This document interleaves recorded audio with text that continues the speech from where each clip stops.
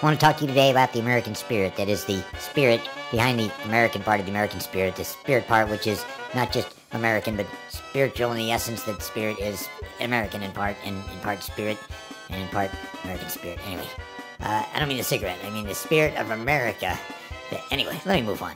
I want to talk today about one important thing. In the civil defense, we have two elements. We have civil, which means try to be nice to everybody, and we have defense, which means if you hit me in the groin, I'm going to beat the shit out of you, buddy. So, what I'm saying is, you just have a bunch of things that you have to deal with. Like, now, I'm a general, and a lot of people say to me, General, you're a general, and generally speaking, you generalize a lot, but today I want to get really specific, and if I haven't done it yet, I'm working on it. I'm moving right in on the specific thing that I want to get right down to, which is to say that in general, without being too specific, but without generalizing too much, the spirit of America and the American spirit are really both part of the same thing, which uses basically two elements. The American part, which indicates our heritage and, you know, the flag and all that crap, and goes back to the other part, which I forget, well, it's the spirit part, which in the military, you don't forget about that. You don't just shoot people, and you got to be spiritual about it. Anyway, so I was just reading this, I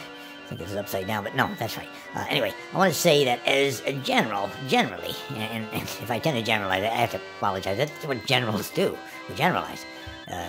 Corporals and corporalize.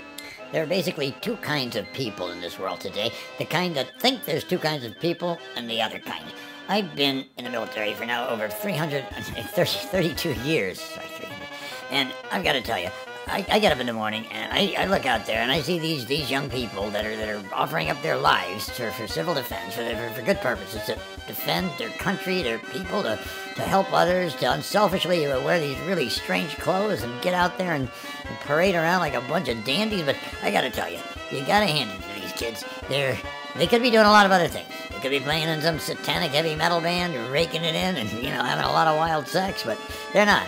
No, what they're doing is they're getting out there and they get up every morning and they put their pants on one leg at a time, like I do. Well, sometimes I do mine two at a time because I'm in a rush and I got a lot to do because I'm a general. And generally speaking, well, I'm not going to start generalizing again, but I want to move on to another subject. One more point. I don't care what you do today. I don't care if you study your military rules back and forwards and you obey every gosh darn law.